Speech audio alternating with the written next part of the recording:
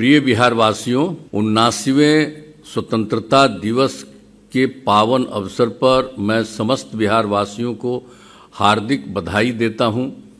आज का दिन हम सभी भारतवासियों के लिए गौरव का दिन है। राष्ट्र भक्तों के साहस, त्याग एवं बलिदान के फलस्वरूप 15 अगस्त 1947 को हमारा देश आज़ाद हुआ। आज के दिन हम उन स्वतंत्रता सेनानियों को श्रद्धा सुमन अर्पित करते हैं जिन्होंने आज़ादी की लड़ाई में अपने प्राणों की आहुति दी। उनके उच्च आदर्श आज भी हम सबों के लिए प्रेरणा के स्रोत हैं। मैं उन वीर जवानों को भी नमन करता हूं जो बहादुरी से देश की सरहदों की सुरक्षा कर रहे हैं। देश की रक्षा करने वाले भारतीय सेना का हम अभिनंदन करते हैं। इतिहास इस बात का गवाह है कि बिहार ने स्वतंत्रता आंदोलन में अग्रणी भूमिका निभाई। सब जानते हैं कि 24 नवंबर वर्ष 2005 को हमारी सरकार बनी थी। सर्वप्रथम राज्य में कानून व्यवस्था को ठीक किया गया। सरकार द्वारा अपराध नियंत्रण एवं विधि व्यवस्था संधारण के लिए सभी आयामों पर योजनाबद्ध तरीके से काम किया गया है। वर्ष 2005 में बिहार में पुलिस बल की संख्या बहुत कम थी, इसलिए शुरू से ही पुलिस बल की संख्या को बढ़ाने पर जोर दिया गया और अब पुलिस बल की संख्या 1,31,000 हो गई है और नियुक्ति तेजी से जारी है। पुलिस को बड़ी संख्या में वाहन एवं हथियार उपलब्ध कराए गए हैं। राज्य में वर्ष 2005 की तुलना में हत्या, डकैती, लूट एवं फिरौती हेतु अपहरण की घटनाओं में बहुत कमी आई है। अब किसी प्रकार के डर एवं भय का वातावरण नहीं है। सर्वप्रथम शिक्षा एवं स्वास्थ्य के क्षेत्र में विशेष ध्यान दिया गया है।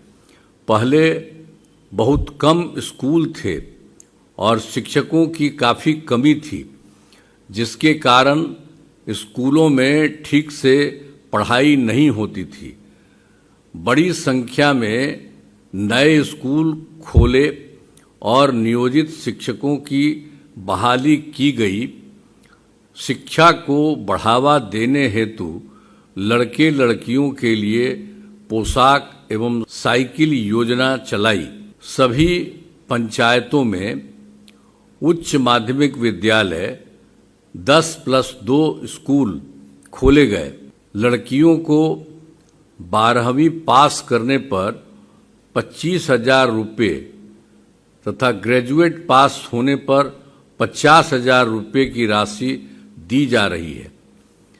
अब लड़कियां भी खूब पढ़ रही हैं और स्कूलों में लड़के और लड़कियों की संख्या एक तरह से बराबर हो रही है। वर्ष 2023 से लोक सेवा आयोग द्वारा 2,58,000 सरकारी शिक्षकों की बहाली की गई है। साथ ही नियोजित शिक्षकों को भी मामूली सी परीक्षा लेकर सरकारी शिक्षक बनाया जा रहा है। अब कुल मिलाकर सरकारी शिक्षकों की संख्या 5,12,000 हो गई। शुरू से ही सभी स्वास्थ्य सेवाओं में सुधार किया गया है। पहले स्वास्थ्य व्यवस्था बहुत खराब थी। प्राथमिक स्वास्थ्य केंद्रों में इलाज के लिए प्रति माह मात्र 39 मरीज ही आते थे, यानी प्रतिदिन 1 या 2 मरीज आते थे। वर्ष 2006 से अस्पतालों में मुफ्त दवा और इलाज की पूरी व्यवस्था की गई है। अब प्राथमिक स्वास्थ्य केंद्र में हर महीने औसतन 11,600 मरीज आते हैं। पहले मात्र 6 मेडिकल कॉलेज थे, उनकी संख्या 12 हो गई तथा 21 जिलों में नए मेडिकल कॉलेज बनाए जा रहे हैं। बचे 7 जिलों में भी मेडिकल कॉलेज बनाए जाएंगे। राज्य में सड़कों, पुल पुलियों का निर्माण कराया गया है। अब राज्य में बड़ी संख्या में सड़कों एवं पुल पुलियों, रेल ओवरब्रिज, बाईपास एवं एलिवेटेड रोड का निर्माण किया गया है, जिससे लगभग 5 घंटे में सबसे दूर वाले क्षेत्र से पटना पहुंचना संभव हुआ है। इसे और बेहतर करने का प्रयास जारी है। वर्ष 2015 में 7 निश्चय के तहत हर घर तक बिजली, हर घर नल का जल, हर घर शौचालय तथा टोलों को पक्की सड़कों से जोड़ने का काम पूरा हो गया है। जो नई बसावटें एवं घर बन गए हैं, उनमें काम कुछ ही दिनों में पूरा करा लिया जाएगा।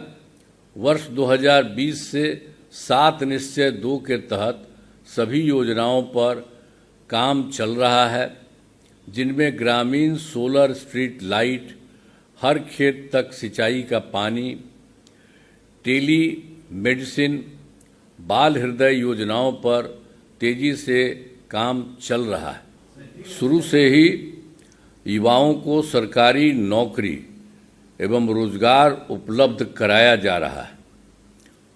वर्ष 2020 में 7 निश्चय 2 के तहत 10 लाख नौकरी एवं 10 लाख रोजगार देना तय किया गया।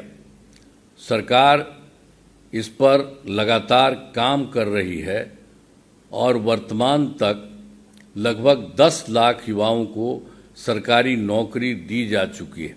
जहां तक से रोजगार की बात है, 39 लाख लोगों को रोजगार दिया जा चुका है।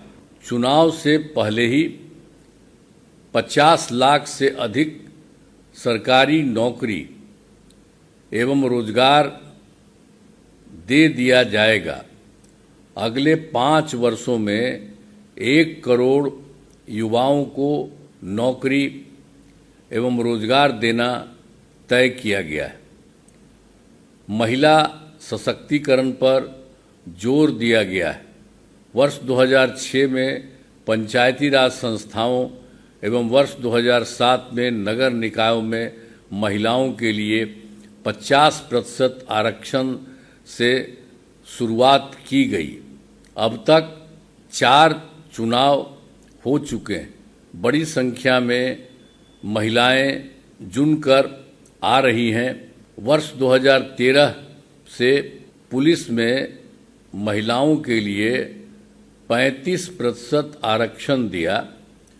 अब बिहार पुलिस में महिलाओं की संख्या देश में सबसे अधिक है। वर्ष 2016 से महिलाओं को सरकारी नौकरियों में 35% आरक्षण दिया गया।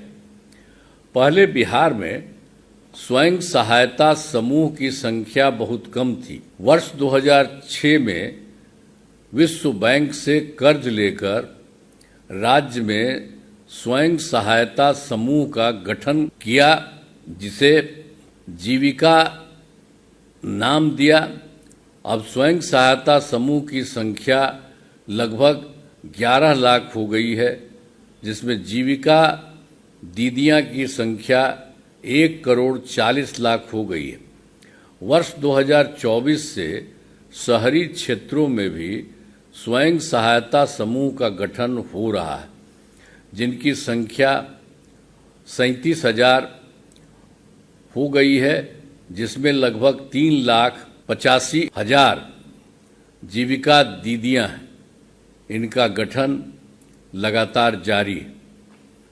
पहले कितना हिंदू मुस्लिम झगड़ा होता था, इसलिए वर्ष 2006 से ही कब्रिस्तानों की घेराबंदी शुरू की गई है। बड़े पैमाने पर कब्रिस्तानों की घेराबंदी की जा चुकी है। अब कोई झगड़ा झंझट नहीं होता है। वर्ष 2016 से 60 वर्ष से पुराने हिंदू मंदिरों की घेराबंदी की जा रही है, जिससे अब चोरी आदि की घटनाएं नहीं होती। सरकार ने शुरू से ही सभी तबकों का विकास किया है, चाहे हिंदू हो, मुस्लिम हो, अपर कास्ट हो, पिछड़ा हो, अति पिछड़ा हो, दलित हो, महादलित हो, सभी के लिए काम किया गया है। मुस्लिम समुदाय के लिए भी हमने काफ़ी काम किया है। मदरसों को सरकारी मान्यता दी गई है एवं उनके शिक्षकों को सरकारी शिक्षकों के बराबर वेतन दिया जा रहा है। बिहार का विकास तेजी से हो रहा है और आगे भी इसी प्रकार होता रहेगा। वर्ष 2024 के दिसंबर एवं 2025 के जनवरी फरवरी माह में मैंने प्रगति यात्रा के दौरान सभी जिलों में जाकर विकास कार्यों को देखा और जो कमी रही उसके लिए 50,000 करोड़ रुपए की 430 नई योजनाओं की स्वीकृति दी गई है, जिन पर काम शुरू हो चुका है। हाल में सरकार ने कुछ नए कदम उठाए हैं, जिससे सभी को काफ़ी फायदा होगा। गांव में शादी समारोह आयोजित करने के लिए सभी पंचायतों में विवाह भवन का निर्माण कराने की स्वीकृति दी गई है। सभी वृद्धजनों, दिव्यांगजनों और विधवा महिलाओं को मिलने वाली पेंशन की राशि 400 रुपये से बढ़ाकर 1100 कर दिया गया है और वर्ष 2018 में हर घर बिजली पहुंचा दी गई। सरकार द्वारा शुरू से ही बहुत सस्ती दर पर बिजली दी गई। अब लगभग सभी घरेलू उपभोक्ताओं को बिजली मुफ्त दी जा रही है। बिहार के विकास में केंद्र सरकार का पूरा सहयोग मिल रहा है। इसके लिए आदरणीय प्रधानमंत्री श्री नरेंद्र मोदी जी का आभार व्यक्त करते हैं और उनको धन्यवाद देते हैं। सरकार की कामना है कि समाज में भाईचारा का माहौल कायम रहे।